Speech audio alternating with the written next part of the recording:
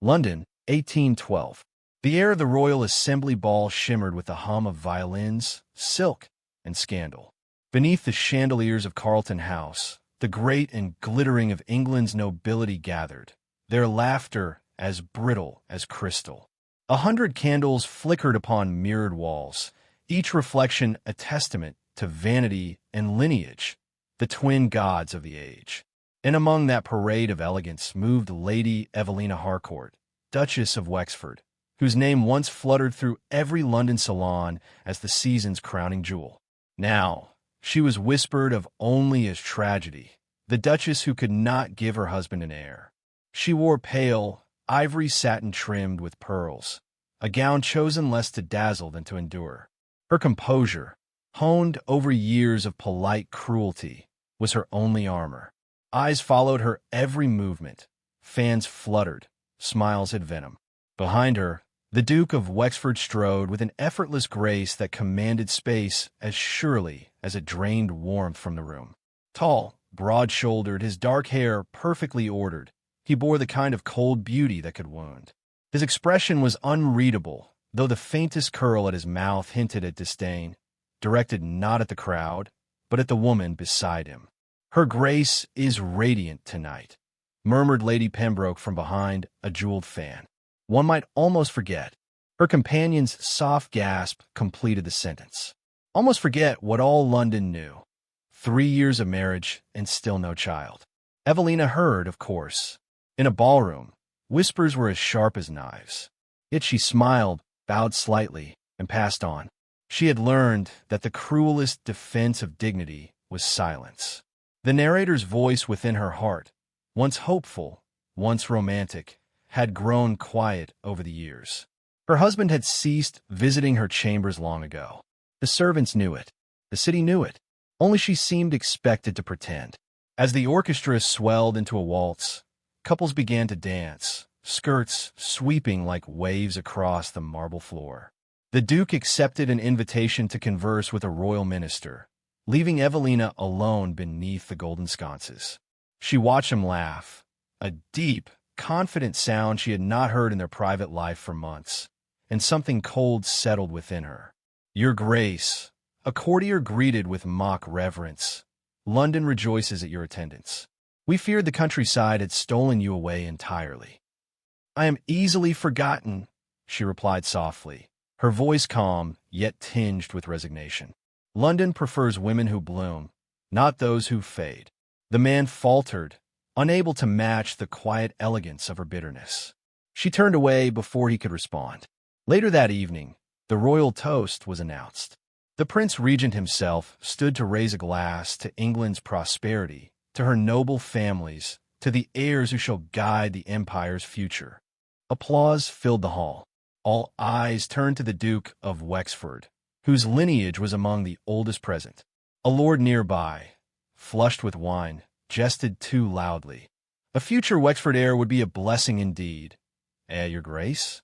A flicker across Sebastian's features, pride, discomfort, and perhaps the temptation of cruelty. He smiled faintly, his tone deceptively light. "Indeed. Yet my poor Duchess's constitution is delicate. It seems the Almighty has chosen patience as our lesson." Laughter rippled through the crowd. A few glanced at Evelina, awaiting her reaction. Her hand, poised on her glass, did not tremble, though the stem nearly snapped beneath her grip. The air seemed to thicken, the chandeliers blurred. Shame burned through her chest, fierce and suffocating. She met her husband's gaze only once across the table. He looked away first. No one saw her leave. She moved as a specter between the silks and jewels, her steps silent upon the marble floor. Outside, the night air was cool, scented faintly with rain and lilac. Her carriage awaited beneath the gaslights. She climbed in, her fingers numb, her mind an echo of the ballroom's laughter. As the coach rolled away, she pressed her gloved hand to the window, watching London's brilliance recede into shadow. Inside the Duke's private chamber, long after the toast had ended, a footman delivered a sealed envelope marked confidential. The Duke, half drunk and weary, turned it over in his hand. The seal bore the insignia of his former physician, a man long retired. For a moment, he hesitated, as though sensing something uneasy in its weight. But pride, or perhaps exhaustion, won. He tossed it upon his desk, unopened, and reached for another glass of brandy. Back in the carriage, Evelina leaned her head against the velvet cushion, her throat tight. Rain streaked the window, smearing the golden city lights into ghosts. Her reflection, pale, distant, framed by pearls, seemed to strangers.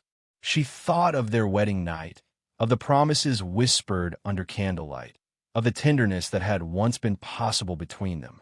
How swiftly tenderness could die when pride took root. At Wexford House, the servants rushed to greet her arrival, surprised by the early return. She dismissed them with gentle words. In her chamber, she removed her gloves and jewelry one by one, placing each upon the vanity as though shedding pieces of armor. The silence pressed close, broken only by the faint ticking of the mantel clock.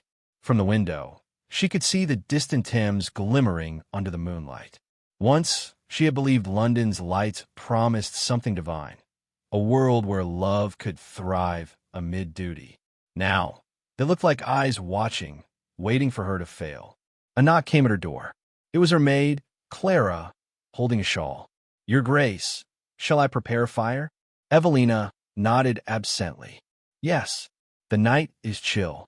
Her voice was quiet, but steady. She had endured too much to tremble before servants. When Clara withdrew, Evelina sank into the armchair by the hearth. The Duke's laughter still echoed in her mind. Sharp, elegant, cruel. She told herself she no longer loved him, that she had built her heart into stone. Yet when she closed her eyes, it was not hatred that stung her, but grief.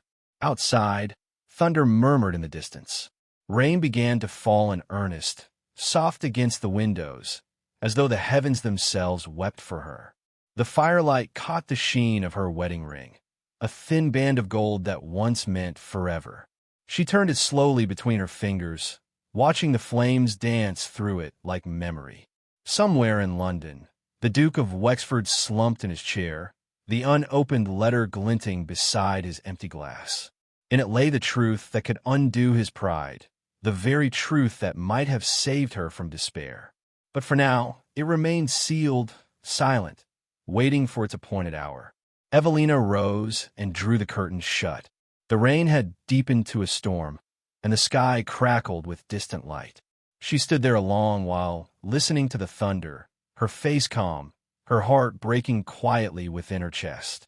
She was every inch a duchess, graceful, dignified, and utterly alone. When she finally extinguished the candle and turned to her bed, her whisper barely touched the air. "I shall not break," she said. "Not for him. Not for them." The room darkened. The rain fell harder. And somewhere across the city, a sealed letter waited to be opened, its truth poised to shatter the silence between them forever. 1,000 words. The countryside in late autumn was wrapped in fog and melancholy. Wexford Manor stood like a relic from a forgotten poem, its ivy-clad walls veiled in mist, its windows dimly lit against the encroaching dusk. Lady Evelina Harcourt had been there for nearly a month, excusing her departure from London under the pretense of delicate health. In truth, she had fled not sickness, but humiliation. The echo of laughter from that dreadful night still haunted her. The ballroom, the Duke's careless jest, the polite cruelty of society's mirth. Yet in the quiet of the country, even pain took on a softer shape, something one could fold into silence and endure. Each morning she walked through the rose gardens, where the petals had begun to fade to copper and cream. Her gloved hands brushed against thorns as she gathered the last of the blooms. They reminded her of herself, beautiful once, but waning, enduring out of habit. The servants adored her gentle manners, though they whispered in kitchens that her Grace's eyes had changed, that she carried within her something private and heavy. Only Clara, her maid and confidant, knew the truth. Evelina rarely slept, and when she did, she dreamed of the Duke's face turned away in scorn. Meanwhile in London, Sebastian, Duke of Wexford, carried his pride like armor and his guilt like poison. He told himself he was justified, that a man had the right to jest about his own household. Yet the silence that followed Evelina's departure had grown unbearable.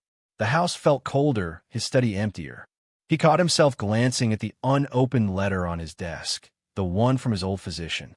He had nearly thrown it into the fire more than once, yet something in him resisted. Perhaps fear, perhaps the faint whisper of conscience. By mid-November, society's gossip had evolved from amusement to speculation. Rumors swirled through London parlors that the Duchess had fled due to an indiscretion. Someone had seen a certain Lord Weston, Evelina's childhood acquaintance, ride toward Wexford Manor with a parcel of books. That was all it took. Within days, stories flourished. Some said the Duchess had rekindled a long-forgotten affection. Others claimed the Duke's temper had driven her away. The truth, as always, mattered less than the scandal.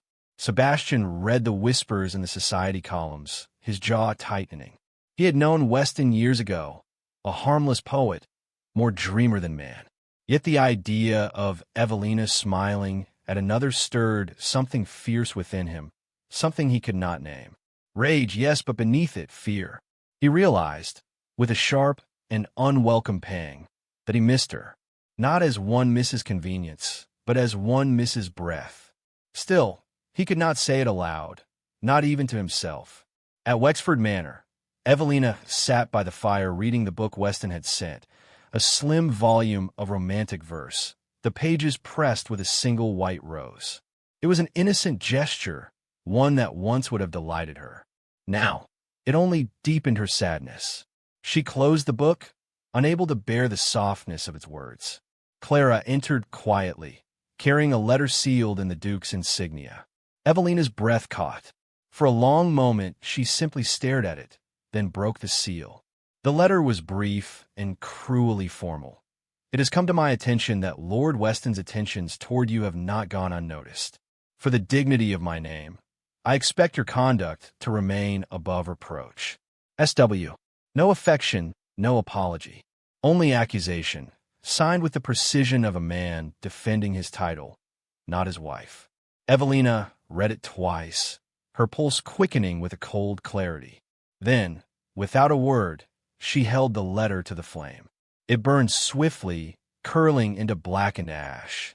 Clara looked alarmed. Your Grace, shouldn't you? No, Evelina interrupted softly. Some words deserve no memory. That night, as the wind moaned against the windows, she felt a faint tremor in her body.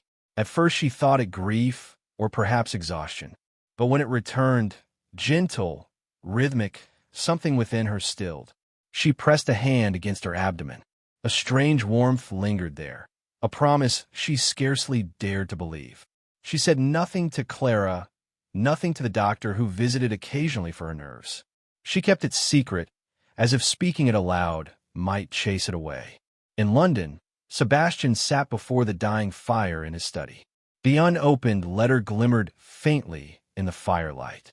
At last, perhaps out of restless guilt, he broke the seal. The handwriting within was careful, deliberate, the words of a man burdened by conscience. Your Grace, before my retirement, I refrained from disclosing a matter that weighed heavily upon me. The wound you sustained in Spain left damage most unfortunate. Though I could not say so without certainty, I fear it rendered you unfit to sire an heir. I pray that this knowledge may someday be met with understanding, not despair. Sebastian's hand froze. The words blurred. The air left his chest. He sat utterly still, listening to the sound of the fire consuming what little pride he had left. For a long while he could not think, only feel, the slow unraveling of arrogance, the hollow echo of his own cruelty. The ballroom scene flashed before him. The laughter, Evelina's eyes, the breaking of something sacred. He rose abruptly, his chair toppling behind him, and rang for his valet. Within the hour, he was on horseback, riding through the night. Rain began to fall, heavy and relentless, plastering his hair to his face. The countryside roads were treacherous, but he urged the horse faster, desperate and half-blind. Each mile felt like penance. By dawn, the first gray light revealed the sweeping grounds of Wexford Manor. He dismounted before the great door, his clothes drenched, his heart pounding with a strange, raw hope that she might still forgive him. A startled footman opened the door. "Your Grace, her ladyship." Sebastian pushed past him, his boots echoing against the marble floor. The scent of lilies filled the hall. He found Clara on the stairs, her eyes wide with fear and confusion. "Where is she?" "In her chamber, Your Grace," she stammered. "The doctor. He only just left." The Duke's breath caught. "Doctor?" Clara hesitated. "Her Grace fainted this morning. The physician says she must rest, for she is with child." The words struck like thunder. For a moment, the world tilted. His heart hammered against his ribs, disbelief and awe colliding. "With child?" he whispered. "Yes, Your Grace. The doctor says it is certain." He moved past her, scarcely aware of his own steps. When he entered Evelina's chamber, the sight stilled him completely. She lay pale against the white linen, her face turned slightly toward the window, one hand resting protectively over her belly. The morning light painted her in fragile gold. Sebastian sank to his knees beside the bed, trembling. He touched her hand as though afraid it might vanish. "My God," he breathed. "It was never you who were barren, it was I." Her eyes fluttered open for a moment, unfocused. "Sebastian," she whispered weakly. He bowed his head, tears slipping silently down his cheeks. "Forgive me, Eve. Please." She closed her eyes again, too weak to answer. Outside, the rain softened into mist. Within the stillness of that room, something holy seemed to stir. The fragile breath of hope, of life, of love reborn from ruin. Snow had come early that winter, blanketing Wexford Manor in a quiet, reverent stillness. The world beyond its windows was white and hushed, a landscape of repentance and renewal. Inside, the firelight danced softly against the carved oak panels, casting warmth upon the cold heart of the house. In the grand chamber upstairs, Evelina stirred from sleep to find her husband seated beside her, a book unopened in his hands, his expression shadowed by sleeplessness. For a moment she thought it was a dream. The Duke of Wexford, proud, unyielding Sebastian, keeping vigil at her bedside. But when he lifted his gaze, she saw the truth in his eyes. Humility, fear, and something perilously close to love. "Do you mean to watch me forever?" she whispered, her voice thin from days of weakness. "If that is what forgiveness requires," he replied softly. It was the gentlest tone she had ever heard from him. Yet beneath it lay a weight of unspoken things. The years of silence, the cruelty of pride, the mocking laughter that had driven her from London. She turned her face away. "Forgiveness," she said quietly, "is not a favor to be granted. It is something that must be deserved." "I know," he murmured. He set the book aside and leaned forward, his gloved hands clasped as if in prayer. "Evelina, I have wronged you in ways that words cannot undo. But if you will hear me, I will speak the truth you were denied." She looked at him then, wary but curious. "The truth." He drew from his coat pocket a folded letter, creased, weathered, stained by rain. Her eyes narrowed as she recognized the physician's seal. He placed it on the coverlet between them, his hands trembling slightly. "I should have read it months ago," he said. "I feared it would shame me, and so I left it sealed. But pride is a coward's shield. When I opened it, I learned what I should have known long ago, that my war wound left me unfit to father a child." Silence filled the room. The fire crackled faintly, and beyond the window, snow drifted against the glass. Evelina's breath caught. "You mean," she faltered, her hand instinctively resting upon her stomach. "It was I who was barren, not you," he said simply. His voice broke as he continued. "And yet heaven, in mercy I do not deserve, has granted us this child. I do not understand how, only that it humbles me to my knees." Her gaze lingered on him, unreadable. For so long she had imagined this moment. The Duke brought low, stripped of arrogance. Yet seeing him now, not proud but broken, she felt something shift inside her. "Why tell me this?" she asked finally. "What purpose does truth serve now?" "Because you deserve to know that I see you," he said. "Not as the court whispers, not as my pride made you." I see the woman who bore my shame in silence and never once spoke cruelty in return. I see the wife I mocked when I should have cherished, and I am ashamed." He rose and went to the window, staring out at the falling snow. His reflection trembled in the frost-edged glass. "You married a man who thought titles made him invincible," he said. "But war broke me, and I hid the wound beneath arrogance. I could not bear to be less than the world believed me, so I turned my own weakness into yours. It was easier to call you Barren than to admit I was flawed." Evelina's throat tightened. "You destroyed my reputation to protect your pride," she said quietly. "Yes." The word came like a confession to God, and I would undo it if I could, though eternity would not be enough. For a long while neither spoke. The snow whispered against the window panes, the fire murmured, and time itself seemed to pause. At last she said, "What would you have of me, Sebastian? Pity? Gratitude for your honesty?" He turned back to her, his face etched with remorse. "Neither. I would have a chance to make amends, to be the man you once believed I was." Her lips curved faintly, not in mockery, but disbelief. "And if I refuse? Then I shall remain here nonetheless," he said simply, "until your heart commands me to leave." Something in his tone disarmed her. It was not arrogance, but devotion, quiet and steadfast. She said nothing more, only looked into the fire. He moved closer and, with hesitant reverence, took her hand. His touch was careful, as if she were something sacred and fragile. For the first time in years, she did not withdraw.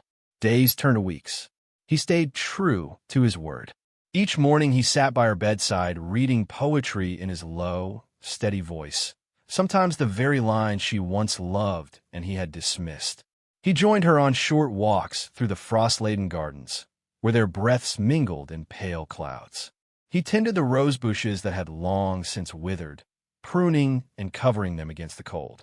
When she asked why he troubled himself with dead flowers, he smiled faintly. Because they deserved the chance to bloom again. Slowly, a delicate warmth grew between them. He spoke little of the past, preferring silence to hollow apology, but in every gesture there was repentance.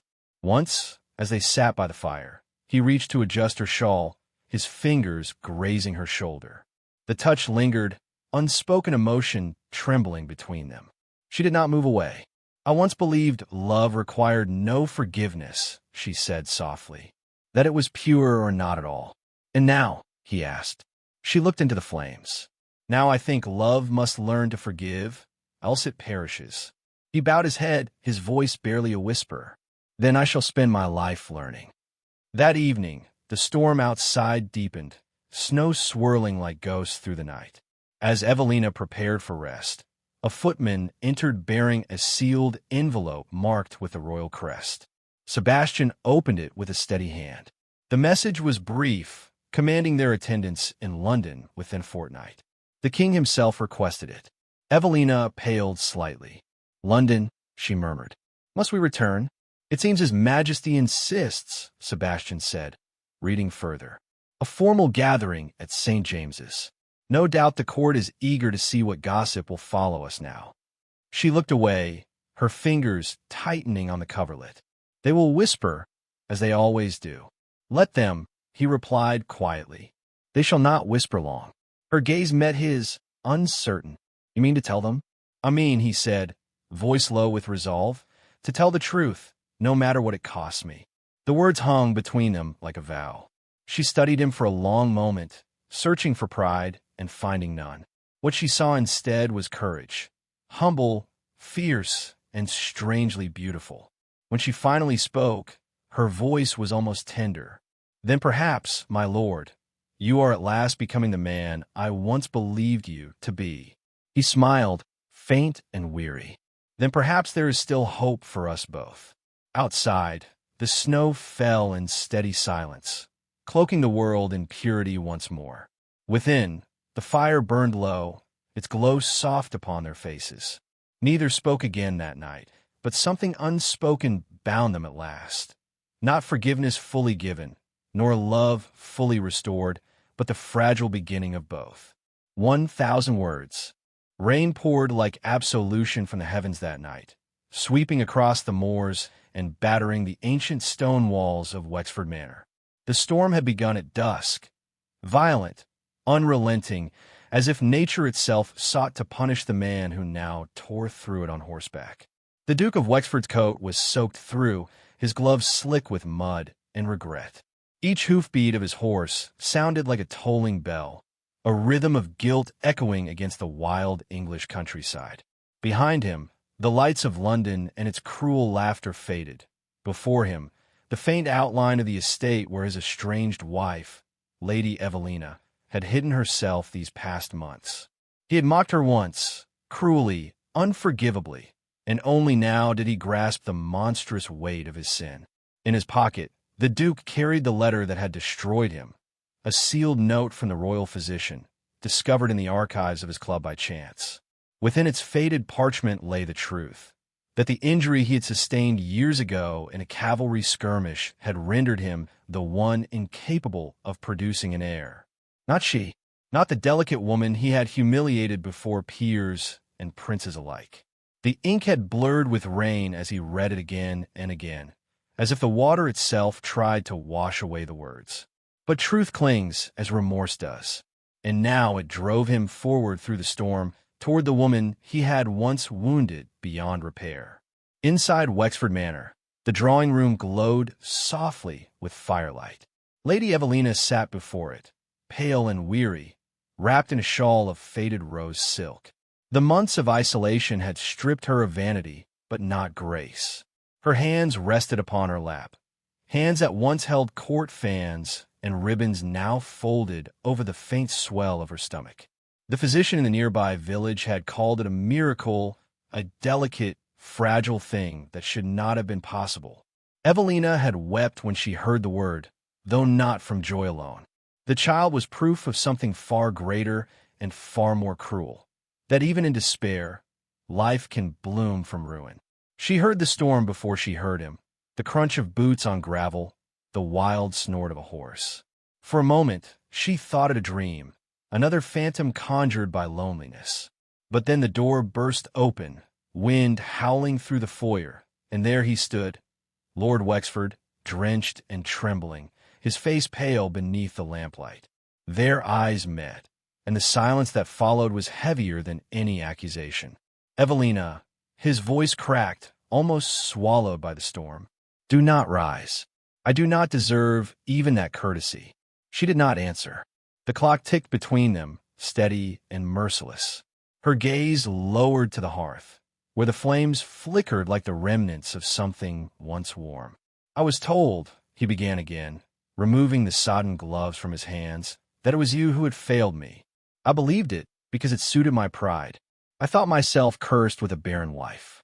I never once considered that the curse might be mine. Evelina's eyes lifted, slow and guarded. And now you come to me with what pity? Regret. No, he said softly, stepping closer. With ruin, with the truth, with the knowledge that I have wronged you beyond forgiveness. He reached into his coat and withdrew the crumpled letter, setting it gently upon the table. Read it, if you wish. It is my shame, written in the hand of a physician too kind to speak it aloud. Her trembling fingers hesitated before touching the parchment. The seal was broken, the ink faded.